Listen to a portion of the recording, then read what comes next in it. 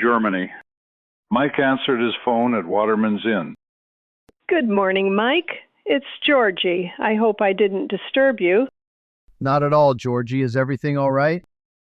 Oh, yes, I just called to ask if you would stop by my office a little early before you meet the captain. There's a matter I'd like to discuss if you have time.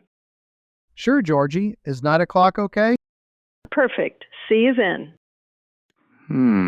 Mysterious, Mike thought. What's this about? Maybe she heard about our Jamongo flight and a butt chewing is coming. Good morning, Georgie. How are you? Good morning, Mike. I'm fine, thanks. Did you enjoy your flight with the captain yesterday? Uh-oh, looks like I've been busted. Yes, it was a most enjoyable flight, Georgie. I hope you're not upset. We just didn't want to worry you. The captain is very safe and competent. Plus, I have some pilot experience too. How did you hear about us? Just teasing, Mike. I wasn't worried or the least upset. After all, the captain is old enough to make those decisions for himself, isn't he? And he has been flying for some time, right? One of the busybody porch pilots, as the captain aptly calls them, called me last night. Small town, you know, so it doesn't take much to make the news. Since the captain's airplane is distinctively different, it's easily recognized. As far as I know, this is his first flight in a number of years, so I do admit that I'm relieved to hear it went well. I'll bet he is really happy to have you here now. I think so, Georgie, and so am I. In fact, I took advantage of the good mood last night to confess my identity. It turns out that the captain knew all along. He called Bob at the inn the day you told him about a visitor to see who had registered. I had to use my real name to use my Visa card, so it was easy for him to blow my cover. Anyhow, he says the score is even between us since he didn't say something earlier. Now we can drop the Sabino alias. Thank God. That's great, Mike. I'm so glad. I take it that you may be here longer than you thought then. Yes, Georgie, possibly. So far in his story, the captain is only 16 years old. Now with the flying and my identity resolved, this may be a long-term effort. In that case, the reason I asked you to stop by this morning is that I may have some good news for you, Mike. As happenstance would have it, an upstairs room here has become temporarily available, one of the nicest, in the back overlooking the lake. The gentleman, Major Underwood, who lives there, has accepted the pleas of his daughter to live with her in England. Since he is not sure that it will work out, he has retained the room by paying the rent a year in advance. He put his personal effects in storage. Otherwise, his is the only room with the original 1937 furnishings. I took the liberty of discussing your situation with the Major by email, and he has very graciously offered the room to you, rent-free, with the understanding that you may have to vacate on short notice should he decide to return. The only expense for you would be your meals in the dining room. How does that sound? As happenstance would have it, Georgie, it sounds perfect. I just hope the captain wouldn't feel that I'm closing in on him. I'd hate to wear out my welcome. Yes, he does value his privacy, I know, but I think you'll work it out. Your book project seems an ideal link. Flying will be a wonderful bond, too. So why don't you have a look at the room? If you like it, discuss it with the captain, and we'll go from there. Here are the keys. You may take the stairs, but it's a bit of a climb with our high ceiling down here. So better still, ride the original Otis elevator up over there on the other side of the hallway by the desk. It's room number 103. Thank you so much, Georgie. I'll get back to you later today. The room was gorgeously furnished in the style of the 30s, with a massive carved mahogany cannonball bed with matching dresser and bedside tables, complemented by Tiffany lamps, an extravagantly ornate oriental carpet, rich colonial blue velvet drapes, crystal chandelier, and cheerfully patterned wallpaper. The large marble-tiled bathroom was fitted out with original-style gold-plated fixtures, including a bathtub with lion's claw feet and a separate shower. The ambiance of the room, with the tranquil view of the lake and the woods beyond, gave Mike the feeling of having been transported 90 years back to the days when the lodge was built. It all seemed very fitting to Mike's mission of recording his father's past. After all, since levitation is possible, why not time travel? Surely some force was at work. Call it what you wish, happenstance, providence, or divine intervention. Good morning, Captain. Sleep well? Yes, indeed. In fact, I had a Chimango flying dream last night. I saw your car out front early. What's up? Georgie called to ask me to stop in to see her. Uh-oh. I'll bet she got wind of our flight from one of those nosy porch pilots. Probably Peg-Leg John. I don't know who called her, but you are correct. However, that wasn't what she wanted to talk about. Georgie seems fine with our flying. She says you're old enough to decide. The topic was Major Underwood's room. Oh, yes, fine British chap. The Major left here 3 weeks ago to stay with his daughter at the family home in England. Her husband, who was titled nobility, passed away recently and left her to manage their home, which is something of a palace. One of those estates which are affordable only if they are open to public tours. George should fit in quite well as an authentic guide.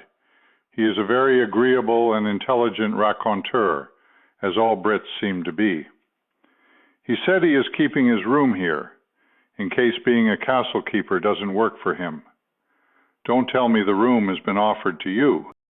That's it, Captain. I just looked at it. It's perfect and the price is right. Free. But I'm not sure I should take it. I wouldn't want you to feel I was crowding you. Crowding? Nonsense, Mike. Makes great sense. By all means, take it. Heritage Pines is big enough for the both of us. If I didn't think so, I wouldn't be bashful about saying so, would I?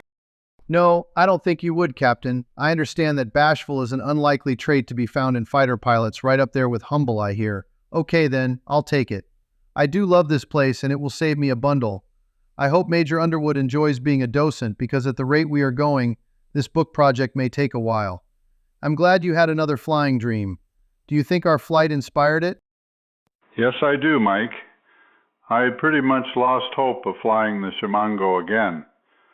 None of those porch pilots will fly with me, or anyone else for that matter. It would take a stick of dynamite up their butts to get any one of those tree-sitting, nose-picking turkeys airborne.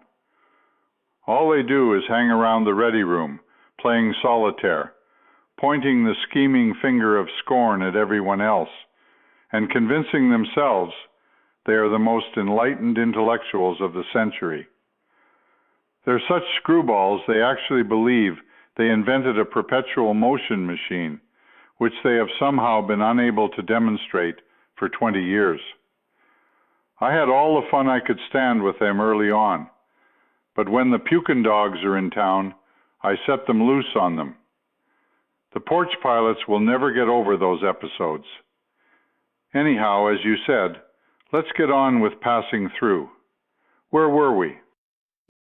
It's May 1949, Captain. You're 16 and just passed through Portland, Maine for a family gathering en route to Germany.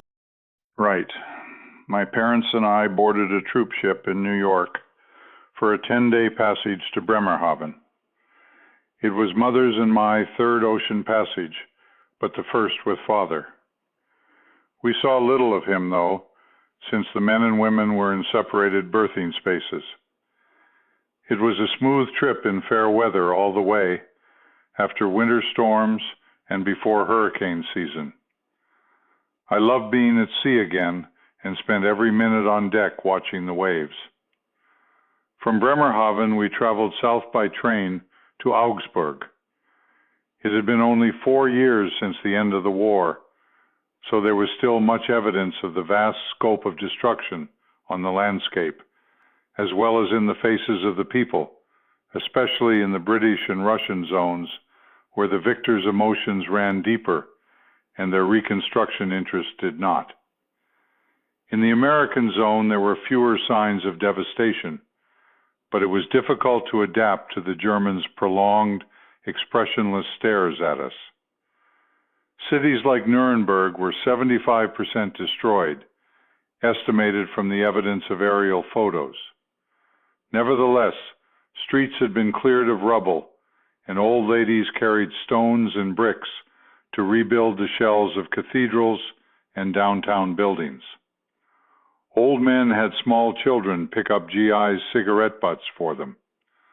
The trains, buses, trucks, streetcars, and cabs were running, but there were few private vehicles except bicycles, motorbikes, and motorcycles. There were no signs of a functioning economy. The only business operating was the black market, against a law which was rarely enforced. Nearly all GIs and dependents, including us kids, sold or traded ration post-exchange cigarettes, coffee, candy, and food with the Germans. The most popular currency was cigarettes, which were rationed 1.5 cartons each week at the PX for $1 per carton. We kept 5 packs to smoke and sold the carton on the black market for $20 in marks, a very generous allowance for a kid over there in those days. Many families took advantage of the market by trading for priceless antiques, but most GIs found other ways to spend their money. Beer and wine sold in the beer halls for 12 cents a liter, and we're talking serious beer, Mike, up to 16%.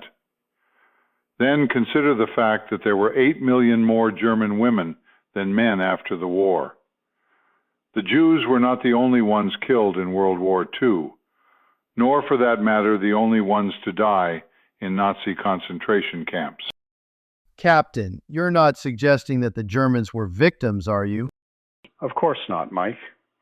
Except for children, there are no innocent civilians in wars.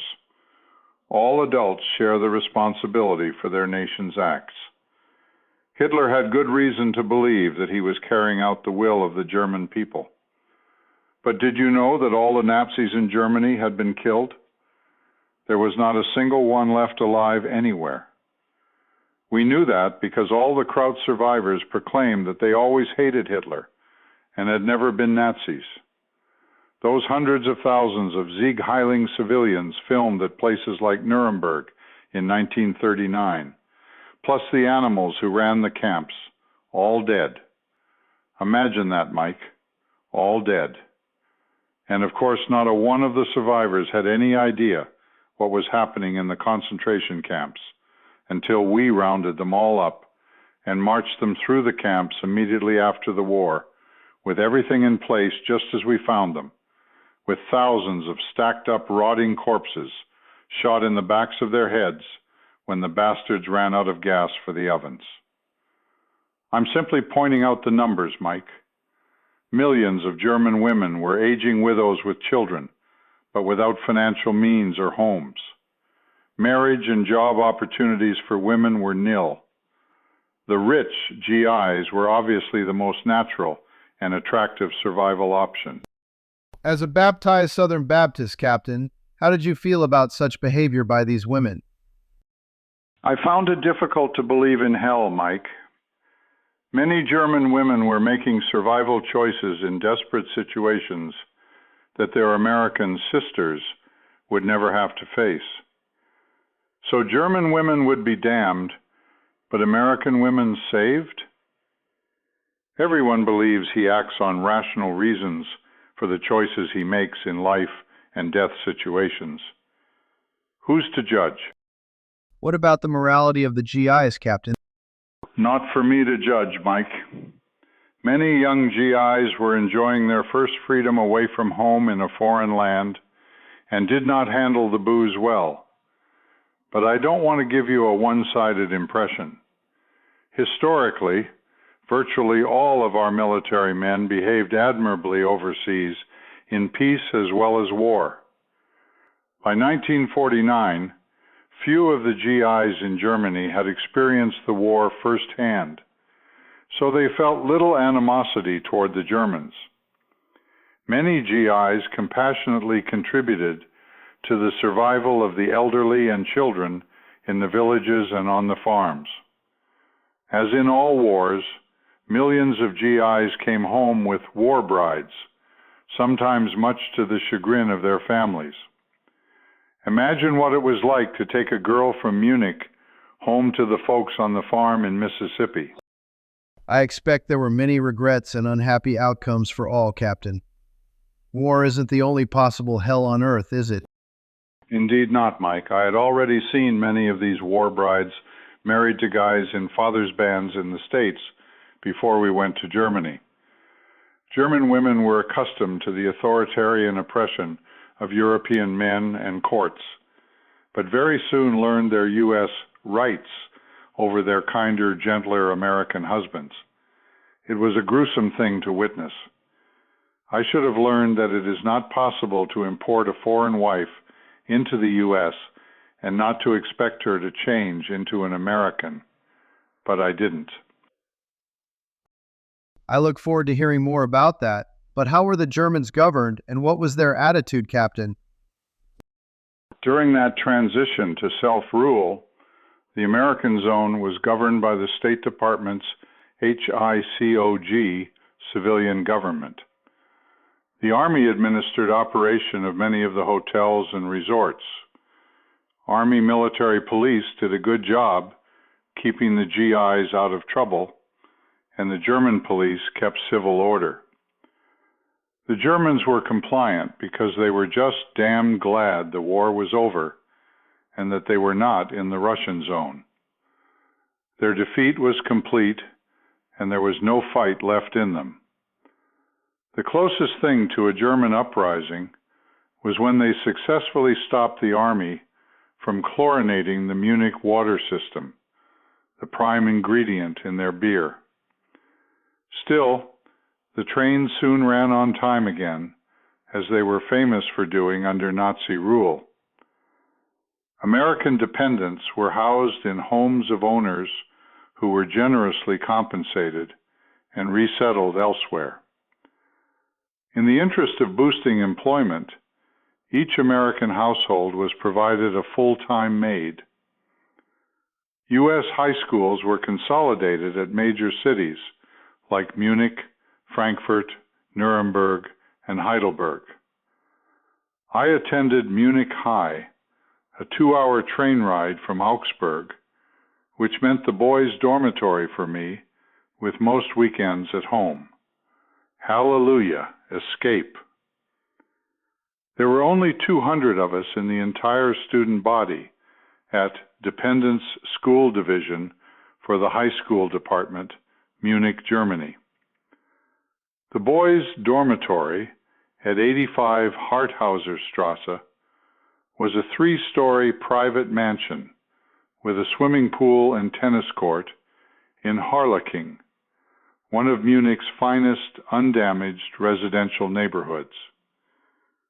Our dorm supervisor was an Episcopal minister who was on a sabbatical leave of absence from the ministry to dry out from drug abuse, apparently without success. He stayed in his room when we were there, even during mealtime.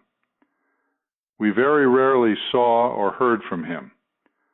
Consequently, we were on our own, without supervision.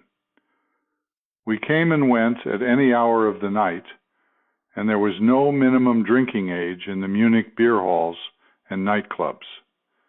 Free at last. The GIs, who were under much stricter supervision and restrictions, hated us with a passion. Why should kids have so much more freedom than they had? Fortunately, we were smart enough to realize that if we didn't keep a lid on our actions, our fathers would be in trouble with the army, and our freedoms would quickly end. The Munich girls' dorm, on the other hand, was an entirely different matter. Security went to the opposite extreme of a near prison.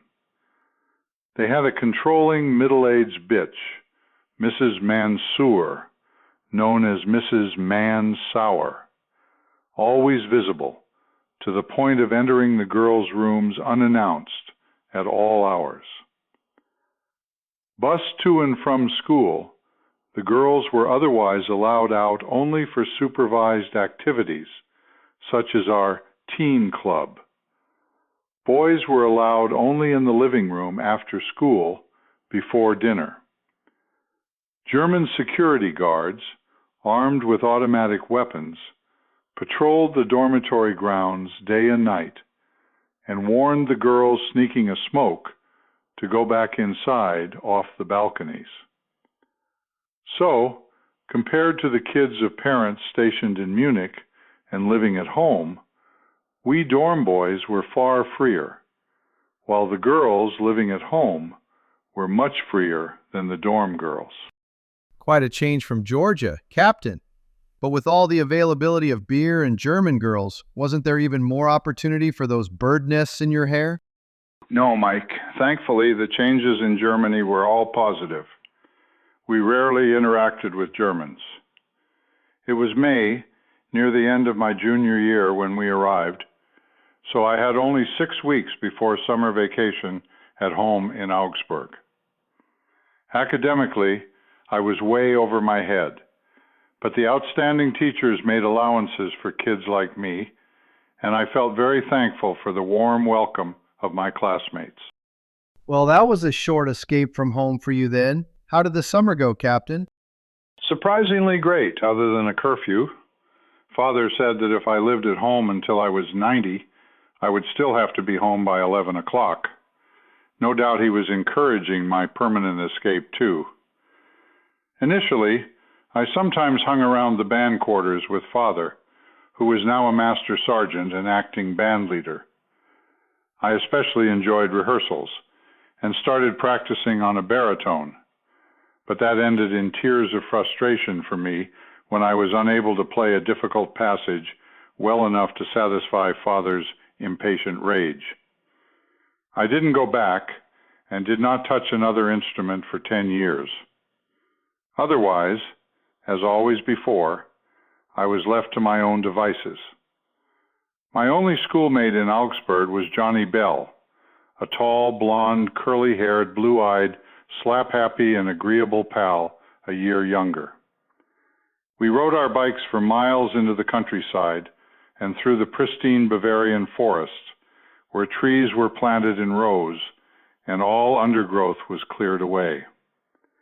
There was little traffic on the roads, and bicycles were by far the most used vehicles, so bikes were safe to ride anywhere.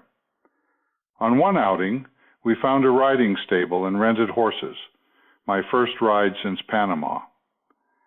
We rode the horses into the woods, slowly because the horses weren't responding to our urgings. As soon as we turned around, headed for the barn, however, we had a hell of a fast ride home.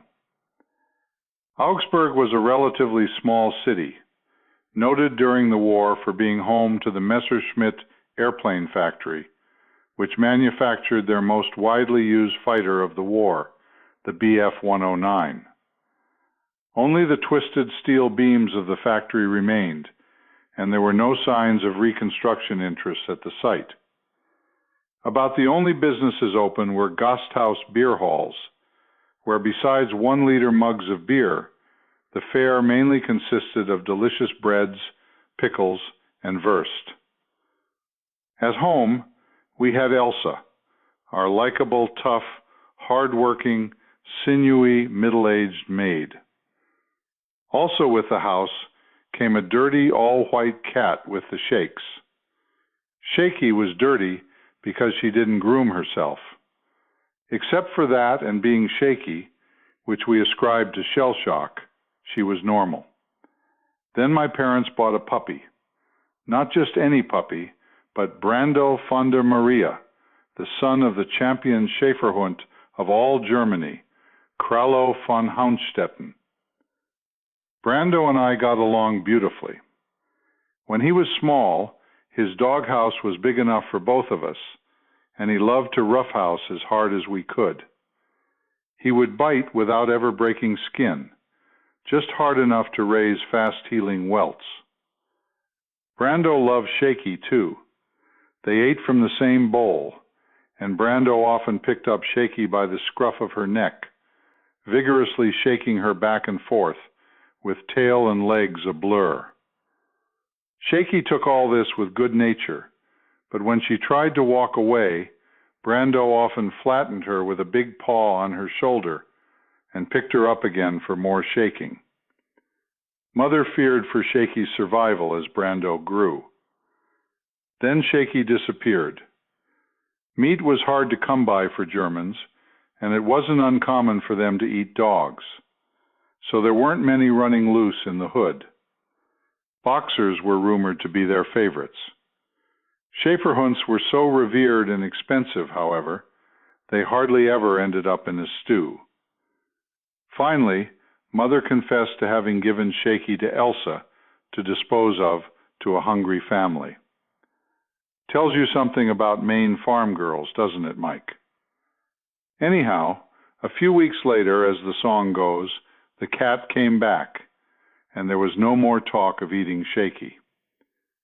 Brando was so happy to see her, he gave her a good shake. One afternoon, Johnny and I were walking down Main Street when we noticed two girls looking in a shop window. The shop wasn't open, but there was a window display of women's clothes announcing the date of a grand opening. Language was not a problem for Americans, since most Germans had been taught proper British English in school and spoke it better than we did. If a girl would not speak English, it was assumed that she did not wish to be seen with Americans. These girls appeared to be our age and were nicely dressed. One wore tight gray slacks, revealing a most lovely round derriere. This was my first encounter with a German girl, so I was nervous. Still, bolstered by Johnny's courage, I approached. I was relieved that they didn't run away, and they did speak English. Lola, the girl in slacks, looked as good from the front and was very charming. "Whatever Lola wants, Lola gets?" I asked, quoting a popular song. "Of course," she replied with a demure smile. I was in love. The four of us walked to the park and sat on a bench. It turned out that the girls were not German. They were Lithuanian displaced persons, DPs, living in a nearby compound. Lola's real name was Grarina Benevicus, perhaps the Lithuanian version of my middle family name, Benavides. Finally, we asked them to dinner, and we went to the Cave, the place to go in Augsburg, appropriately decorated with stalactites and stalagmites. Many GIs were there with young ladies from the same DP compound, which also had an 11 p.m. curfew for the girls. Unlike the Munich High girls' dorm, however, there were no set visiting hours at the compound, and everyone stayed up late partying in the grand living room. So Lola and I had little time alone, except on long walks and chats in the park. To pass our time together, Lola often asked me to make up stories, which I accomplished from the plots of the hundreds of movies I had seen, some 6 times over while working at the village theater. As fate would have it, however, Lola was soon to leave. She was being sponsored by a farm family in Castana, Iowa, and therefore had to keep herself together, meaning no sex. That's what I meant in response to your bird's nest question, Mike. Still, it was a wonderful experience. Our last night together, I blew curfew. We went to Lola's room, and I didn't get home until daybreak. Nothing was said about it. It turned out that one of the band members was dating a girl at the compound too, and he had been keeping my father informed about me and Lola. So I guess they cut me some slack that night. Did you hear from Lola after she left for Iowa, Captain? Yes, I'm glad to say I did. I was highly honored when Lola wrote that she could be happily married to a boy like me. I hope she was. A boy like me would be lucky to be married to a girl like her. Great, Captain. A nice story. I guess your introduction to intimacy with Elaine was good training? Yes, Mike, right on through the next 7 years with 4 more girlfriends and 2 casual encounters with older German women. Was it my karma or providence? Still, I rationalized that I was keeping my eyes on the prize, flying. Besides, I further rationalized that intimacy might be the best part of loving for me. Perhaps to be lost after graduating to the rough stuff. Quite a summer, Captain. Yes, but after Lola left, Johnny's older brother, Kay, arrived, and I saw little of Johnny after that. So I spent a good deal of time riding my bike alone. One day I stopped in the woods and sat on the ground next to my bike, twirling a pedal. My thoughts turned to flying, wondering if it would come to pass for me. Soon I was in an imagined conversation with God. "How badly do you want to fly?" he asked. "More than anything," I replied. "More than life?" he asked. "Yes," I said. "Suppose I tell you that if you fly, within 10 years as a pilot, you will have to sacrifice your life in combat to save a comrade. Would you do that?" God asked. "Yes, I would, God," I said. Well, Captain, you did fly, and I see you are still living. Thankfully, yes, Mike, but the dramatic rest of that story will come. Summer was over, and it was time to go back to school for my senior year.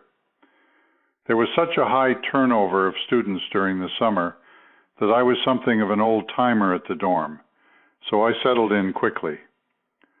Of course, there was more cohesion among the local Munich kids since they had the summer together.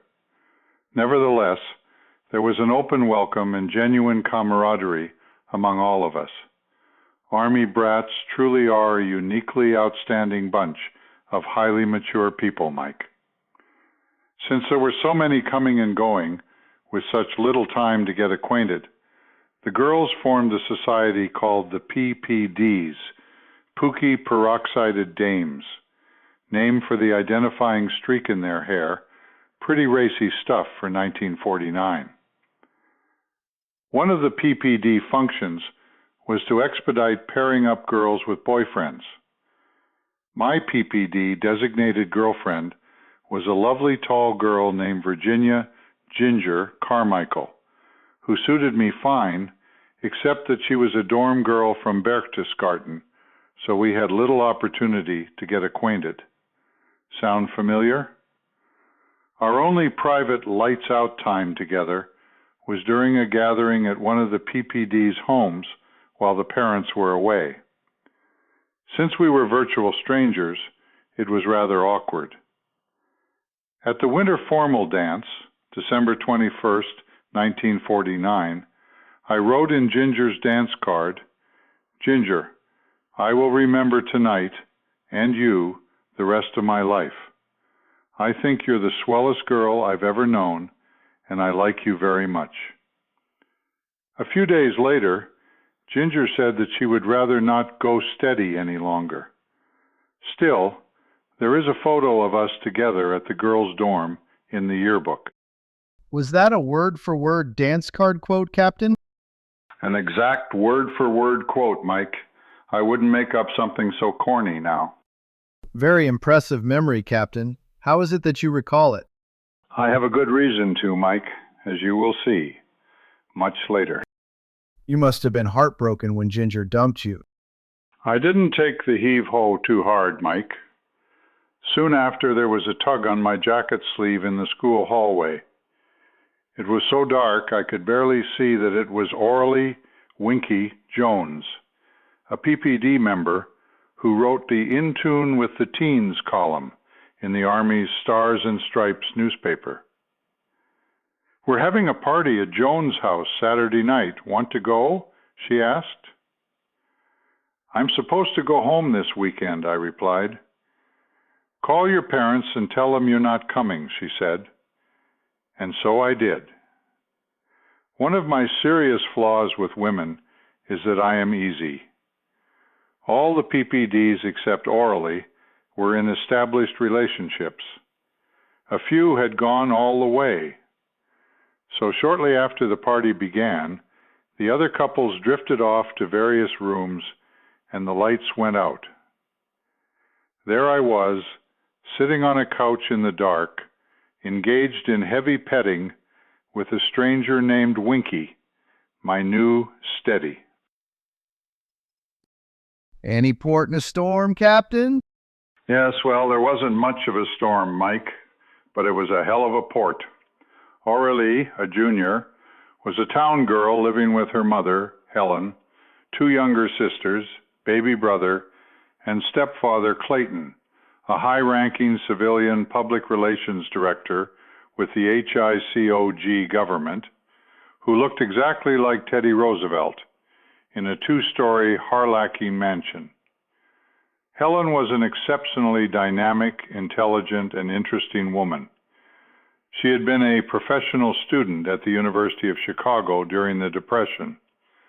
That is, she had 8 years of college without earning a degree because she only took courses which interested her. She had authored several published children's books. As it is still, the University of Chicago is regarded as the capital of socialism. In Helen's time, intellectuals in many countries cited the Depression as a failure of capitalism and embraced communism as the alternative solution. They weren't promoting armed revolution, they just wanted change and were quite open about it. Wendell Wilk, a viable presidential candidate, represented the Socialist Party. Helen was one of those who supported him. After divorcing her husband Mackey, Helen moved to a commune in Greenwich Village with the girls and came to know most of the famous people associated with the communist movement. Many of them were later called before the infamous witch hunt McCarthy congressional hearings. By then, however, Helen had married Clayton, bore his son, and moved to Munich. Helen was an avid antique collector and spent every dime to take full advantage of black market opportunities. She warehoused a huge collection of antique art, furniture, silver, crystal, statues, and 2 Steinway grand pianos, enough for 3 later Vermont auctions to sell the things she didn't wish to keep. Reflecting the financial dedication of her efforts, as well as her past commune lifestyle, Helen reduced family expenses to a bare minimum to finance her black market activities. For example, Aurelie had a winter coat which was obviously made from a white army hospital blanket. Compared to my quiet, ordered existence, Helen's home was total chaos to me, but it seemed to work okay for them. Pretty, Aurelie resembled Audrey Hepburn, though not so thin as she. She was a standout in school society. I was no genius, but I was riding high too. I lettered in football and track, and I was elected president of the student council. Aurelie and I were a hot item. For the next 3 years, we spent much of our time together. In the evenings, Aurelie's family retired to an upstairs living room and left us alone downstairs, where we turned out the lights for hot and heavy sessions of petting. Aurelie was so passionate that she sometimes fainted. Still, no rough stuff. We were also such fast friends that we were virtually inseparable. Aurelie fit in so well with my friends that they voluntarily included her as one of the boys in our activities. Dave Dixon, a senior Munich resident who seemed destined to be a Supreme Court judge, made a certificate proclaiming me and Aurelie as the Duke and Duchess of Harlacking. The only disagreement Aurelie and I had was that she said she wished to have 4 children. I wanted no more than 1 because of the disarray I saw in her home. It was during this time I began sailing. Lake Starnberg, 35 miles south of Munich, is at the foot of the snow-capped Bavarian Alps. The yacht club was being used as an army recreation center, but the Germans operated the marina where we were told that we needed a license to rent a sailboat. I had earned a Red Cross life-saving card that summer for a job as lifeguard teaching preschool kids how to swim at the boys' dorm pool for 50 cents an hour. We successfully convinced the marina manager that my Red Cross card was my sailing qualification. Wanderer was a beautiful 35-foot classic varnished wooden hull racer with no engine. So it was miraculous that we landlubbers were able to sail her out of and back into the marina without a scratch. After that, we spent many great summer days sailing Wanderer on the lake. One highlight was a going-away party for Dan, who was leaving to attend Army Officer Candidate School. To celebrate the occasion, the 5 of us bought a 40-liter keg of Maibach beer at the Hofbrau Brewery, where I had an incident. When we came out of the brewery, we found the gate locked where we had entered, so we decided to climb over the iron fence, which was about 10 feet high, with iron spear-like spikes. As I jumped down, my class ring caught on a spike and stripped it off my finger along with a good bit of flesh. It looked so awful that we decided that a trip to the emergency room was in order. The German doctor on duty, who had obviously been through the war, looked at my finger and said, "Ach, superficial wound." He simply wrapped it up and told me to come back in a few days. When I did, the army doctor was horrified when he unwrapped it. "My God, who did this?" he exclaimed. Nevertheless, it healed well, but if that ring had been a little stronger, I would have lost the finger. Anyhow, the 5 of us set out to sea aboard Wanderer, provisioned with the 40-liter keg, more than 2 gallons each for Pete, Chuck, Les, Dan, and me, with no food aboard. After several hours, Chuck noticed that we were sailing inside the course of a yacht race. When a girl on one of the boats waved back to him, we joined the race. We saw that we weren't gaining, so we began cutting inside the race course buoys. Even then, we fell so far behind that we gave up pursuit, tied the main sheet to the tiller, and tacked and jibed around in circles with no one at the helm, which was fortunate because on one circle, we discovered Chuck in the water and hauled him back aboard. Since no one saw him fall over the side, Chuck would undoubtedly have drowned in the icy water if we had sailed a straight line. I still have photos of the event, but the only thing I remember after that was that each of us ordered 2 big hamburgers when we sailed back to the club, whereupon Pete, Chuck, and Dan passed out cold, sprawled on the lawn, leaving Les and me to eat 10 burgers, which of course made us very sick. American youth at our finest hour. One Sunday, Aurelie and I found that someone had run Wanderer over an underwater piling and sunk, so we rented a rowboat instead. We were more than a mile from the marina when a sudden vicious thunderstorm swept down on us from over the mountains. In a flash, we were in the midst of lightning and blinding rain, driven by 40-knot winds. It took all my strength on a single oar on one side to keep us pointed toward the marina. Still, we were being blown farther away as the waves built higher and higher. I waved to a passing motorboat which came by to toss us a tow line. However, our elation was short-lived. We were towed at such high speed that our bow rose so high that water came in over the transom. When I went forward to try to level the boat and ask our rescuers to slow down, The entire rowboat dove underwater and broke the tow line. Aurelie went under with it, but I got a glimpse of her hair on the surface before she sank and pulled her up as the powerboat circled back to help us aboard. After they dropped us off at the club, and just as we approached an iron bridge across the docks, it was struck by lightning. Some people came to help me get Aurelie to the bar. She was shivering hard and began to go into shock when she overheard that a 5-year-old boy had been lost over the side from a sailboat in the storm. She soon recovered, though, when we wrapped her up in towels and blankets and got a few shots of brandy into her. Well, Captain, that was quite an introduction to life at sea. I see why you are so thankful for Jean's interventions. Did you live in the dorm the rest of your time in Germany?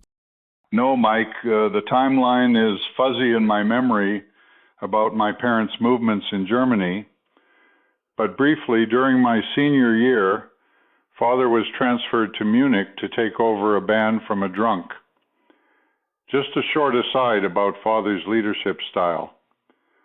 For 6 months in a row before he arrived, the Munich band had been awarded a live goat presented to the unit with the highest VD rate. In his first meeting with them in the band room, Father stood before the men with a straight razor in his hand and announced that the next man to contract VD in his band would lose his dick. The following month, the goat went to another unit and never returned. Father had a way of convincing men that he was dead serious and entirely capable of carrying out such threats. I see that your father did not subscribe to a theory Y outlook on people as being honest, trustworthy, self-actualized, hardworking, and intelligent. True, that's the way things were done in the Army then. Father was a Theory X person for sure, which says people are basically stupid, lazy, and dishonest. He epitomized the old traditional tough but fair dog-faced sergeant. He was an always right, perfectionist disciplinarian. His approach to leadership was to make his band so outstanding and successful, no matter how much ass-busting it took, that his men were proud to be in his bands. It didn't work that way for me. Though I admired and respected him in some ways, I felt no affection for him. If he stayed married to Mother for my sake, as he claimed, he blew that part of his life away. Frankly, Captain, the way I see it, your father provided you with security, as well as strong, valuable guidance and role model example at just the right times in your life. Quite true, Mike. As far as that goes, I was damned fortunate to have a good role model. So I won't defend my feelings further now. How could I? You weren't there, were you? Sorry, Captain. Honestly, I do not mean to be judgmental. Please understand that some questions are meant to draw out some deeper emotions. I guess it's my courtroom experience backing up on me. Sometimes it is necessary to bear down on witnesses when you're going for the truth. Come on, Mike, that sounds good, but it's not about truth in a courtroom. It's about badgering a witness to win a case, isn't it? Sometimes, but not always. I'll keep in mind that we are not in court. I've touched a nerve here, haven't I, Mike? All right, Captain, if you wish. I didn't arrive here with a high degree of either affection or animosity. How could I? I only saw you several times, and you never did anything to cause me to believe you cared any more about me than your father did for you. So, I had reason for feeling the same about you. The revelation for me was when I had pretty much the same relationship with my own kids. Hopefully now you will find some benefit in telling your story. The most valuable possession to many of us old guys is our stories, but no one wants to hear them. This is different. I truly do want to hear them. Shall we move on? Not quite yet, Mike. I am long retired from tilting with windmills and those who do. As I told you, I have no regrets. One psychologist who once wrote about men as fathers, relative to women as mothers, summarized it this way: mother's love is constant. Father's love is earned. Even the mother of a serial killer will always love and forgive her son unconditionally, no matter what. Not so the father, who would more likely support execution of the SOB. One reason women were denied the vote for most of our history was the agreement that they tended to see the world through a kitchen window with the eyes of children, and are more likely to be ruled by irrational emotions. Women are genetically destined to bear and love children. Men, on the other hand, are designed to fight, hunt, and chase girls. Simple as that, just the way God created us. Marriage is a social invention, mostly for the purpose of raising children.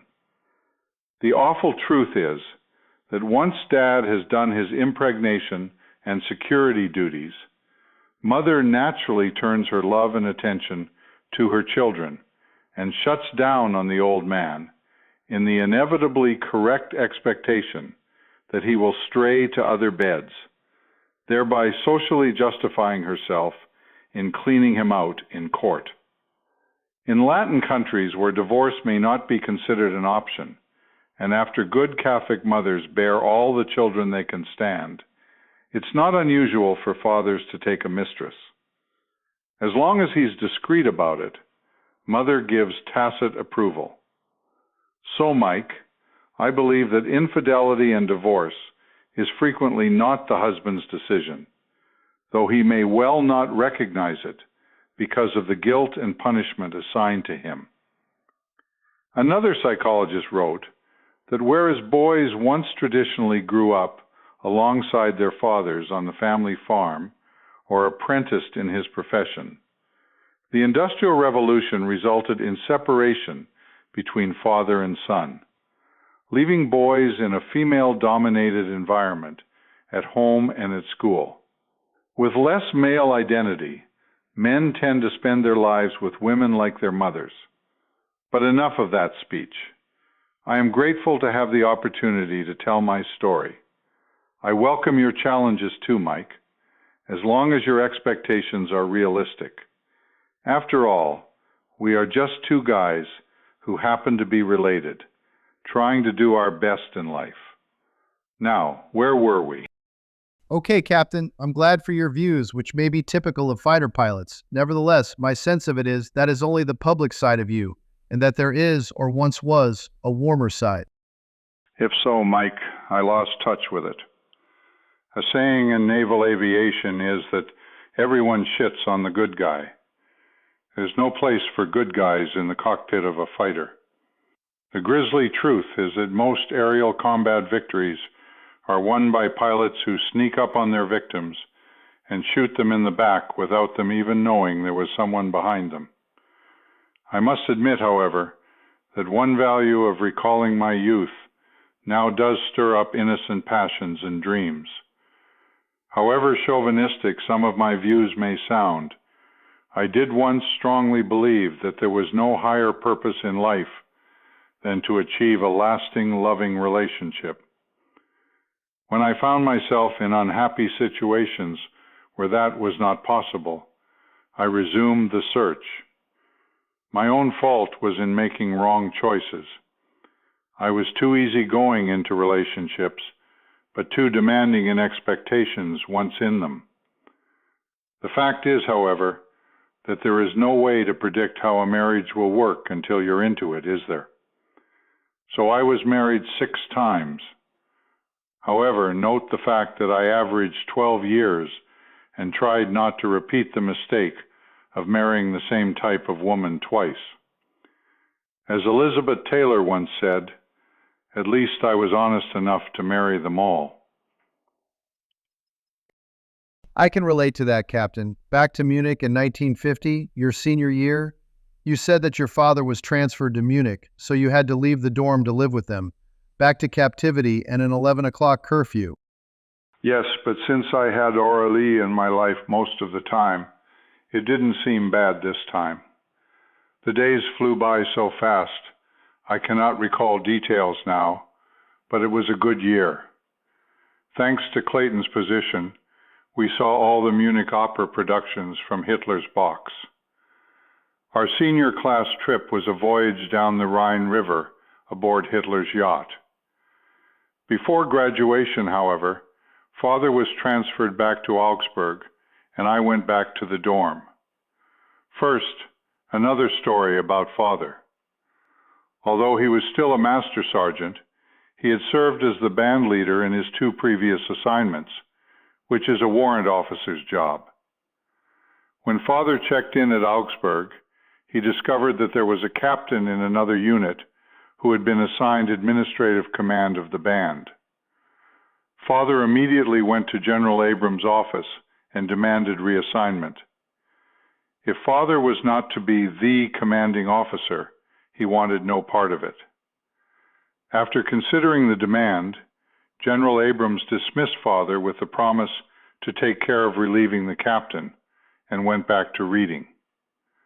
When the general looked up again, Father was still standing there. "I said I'll take care of it, Sergeant." Dismissed. Father replied, "General, I'm not leaving until you tell the captain he is relieved of responsibility for the band." General Abrams called in his orderly and told him to inform the captain he had been relieved, and said to Father, "I admire your spunk, Sergeant." They became good friends. Abrams was determined to have Father promoted to warrant officer, but Father could not pass the band leader physical exam because of an eardrum punctured in childhood. Father said he also didn't want the promotion because it would mean a $60 pay cut. General Abrams took out his wallet and said he would make up the difference. It wasn't just about the pay, though. Because warrants were socially considered commissioned officers in the Army, promotion would entail all the mandatory social obligations for both of my parents. Father was uncomfortable with that prospect because of his Portuguese accent and his 10th grade education. Mother, in spite of her similar education, however, was not so socially unsure of herself and loved the idea of moving up from enlisted men and their wives to officers and their ladies. Eventually, General Abrams was successful in Father's promotion. During that second time in Augsburg, Brando and I went to police dog training school at a field with bombed-out buildings and craters. I was given bean bags with my scent, which I left at various locations across the field and hid in a crater while Brando tracked me down. He learned to trot away from me as long as I pointed with my arm held out.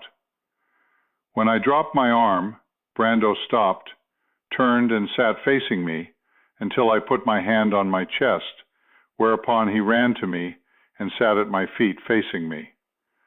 Of course, he also trained for the usual tasks, like walking very close beside me without a leash. When I stopped, he sat in place for as long as I stood there. Brando was magnificent, and we loved every minute of it, despite Brando's failure to complete the certification because of his fear of gunfire and a diagnosed blood anemia. I traveled a good bit that year too, but let's do the next chapter on that. It's too much to include in this one. Also coincidental that summer was the expansion of the University of Maryland Overseas Extension to a full-time junior college program in Munich. The Maryland Overseas Extension had been established because the services were pushing officers without degrees to get one. Maryland conducted accelerated 6-week classes in non-lab arts and science courses at U.S. bases from England to Africa. Maryland was able to attract outstanding professors because they could transfer from one base to another as often as every 6 weeks, expenses paid, living in bachelor officers' quarters, dining in the officers' club, and with PX and commissary privileges. It was an outstanding opportunity for them to see Europe and get paid for it. The Munich program was expanded to a day program to accommodate dependents who had graduated high school and were remaining in Germany until their fathers were transferred back to the U.S. Although the Korean War was hot and heavy, dependent boys living outside the U.S. were not required to register for the draft. Besides, like the faculty, out-of-town students were also dormitoried at the BOQ, and then, of course, Aurelie was still at home during her senior year at Munich High. So, there were lots of good reasons for attending Munich.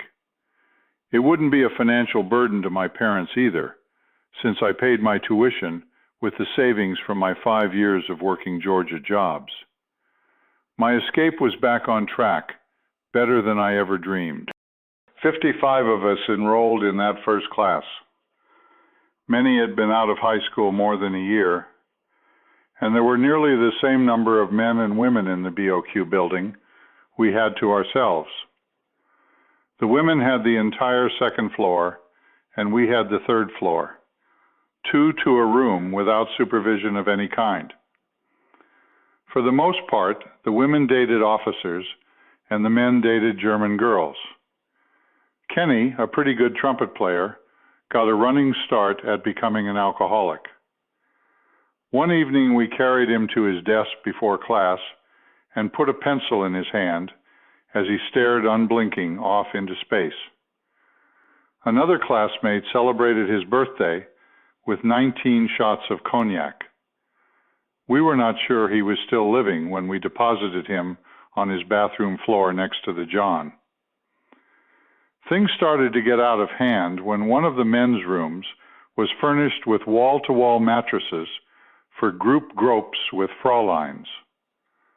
One night, my roommate, Dick, woke me up with a nude girl standing next to him, and he asked if I would care to have her, which I politely declined, recalling Father's razor. One of our dorm mates was a 14-year-old black boy from Texas named Ulysses. His father was an education director with the HICOG government. Ulysses had been educated at home and had never attended public schools. His immaturity, education, and cultural background had not in any way prepared him for us. He was so ignorant and superstitious that we called him useless. When someone got a rubber Frankenstein mask, an idea was born. One night, we told Useless that a criminally insane and armed inmate had escaped and was last seen somewhere on base. I guess we overdid it because Useless wouldn't go to sleep. He came into the study room every few minutes in his pajamas with a steel pipe, scared to death. When it looked like he was going to stay up all night, we all gave up and went to bed. Later, someone came to wake me up. Useless had finally gone to sleep. So I got into costume with the mask, trench coat, scarf, and gloves. We fired a blank pistol in the hallway, and there was lots of shouting as I stomped toward Useless's room. Because he had the pipe and we needed some light, another guy ran into the room ahead of me with a flashlight. I threw open Useless's door, and the flashlight provided perfect illumination for my mask.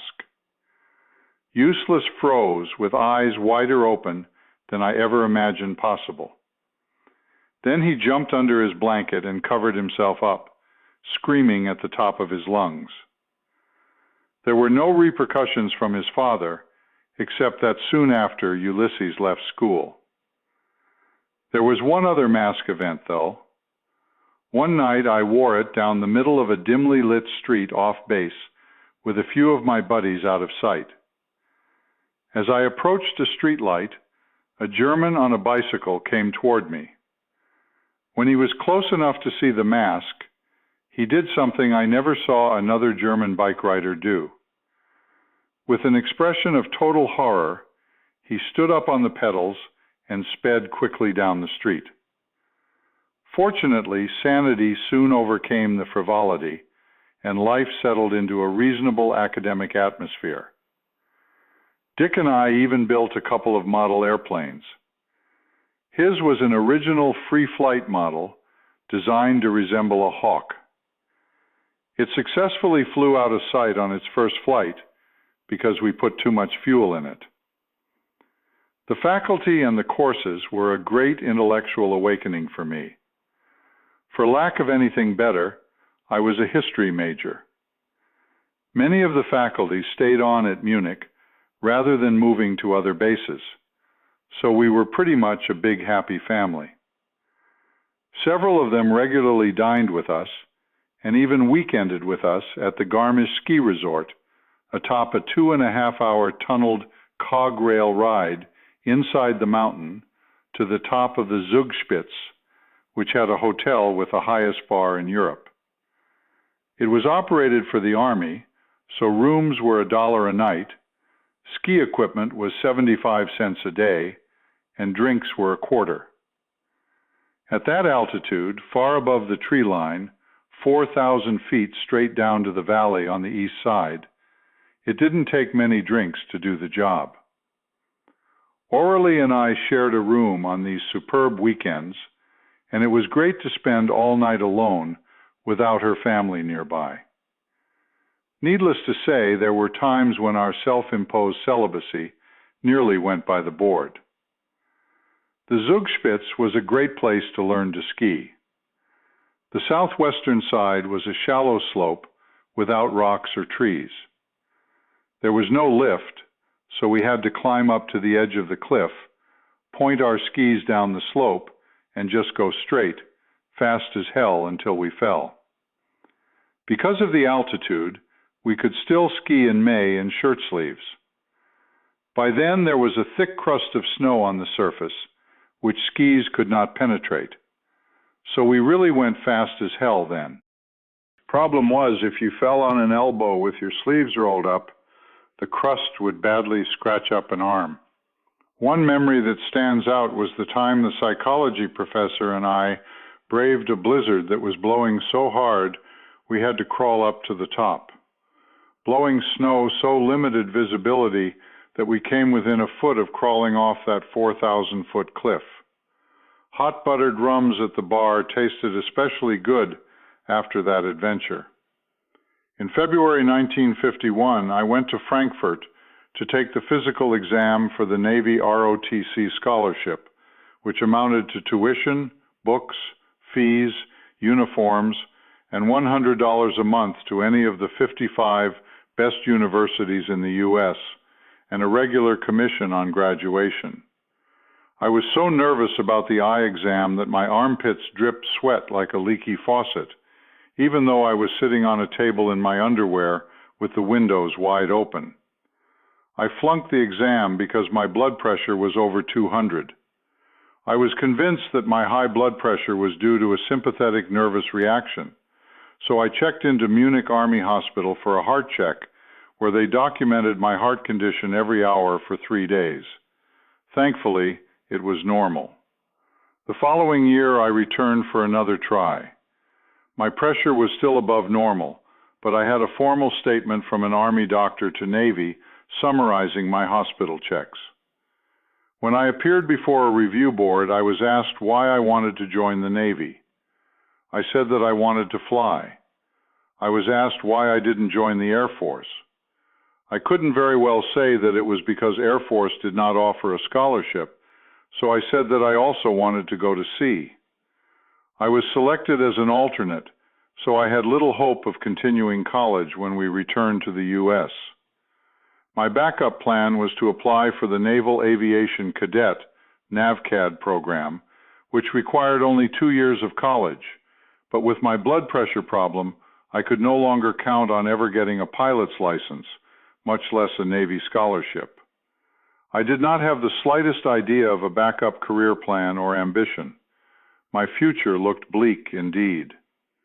Aurelie's mother, Helen, must have believed I was no longer a viable prospect and told my parents that I was seeing too much of Aurelie. After all, I was only the son of an uneducated immigrant enlisted man and his wife. My parents, bless their hearts, blew Helen off by telling her she should settle the matter with her daughter. They would not tell me who to see.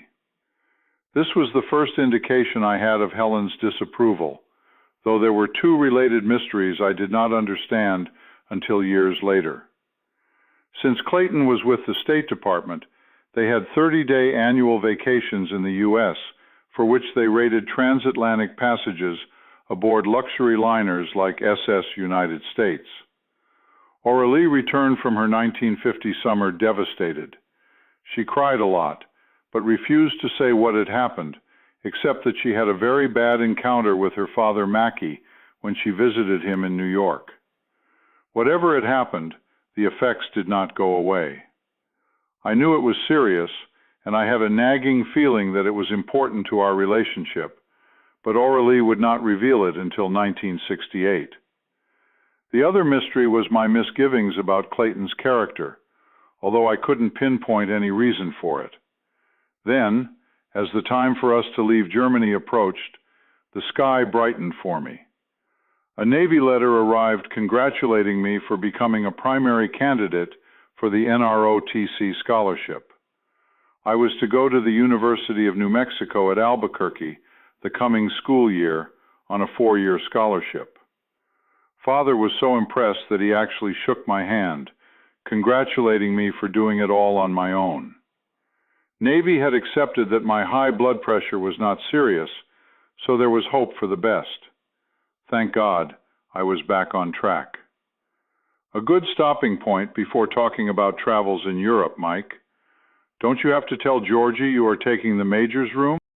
Yes, Captain, and I want to start moving in this evening and check out at the inn after breakfast there in the morning. So I'll see you at 10 in the morning at your spot at the end of the yellow brick sidewalk. Okay, Mike, see you there.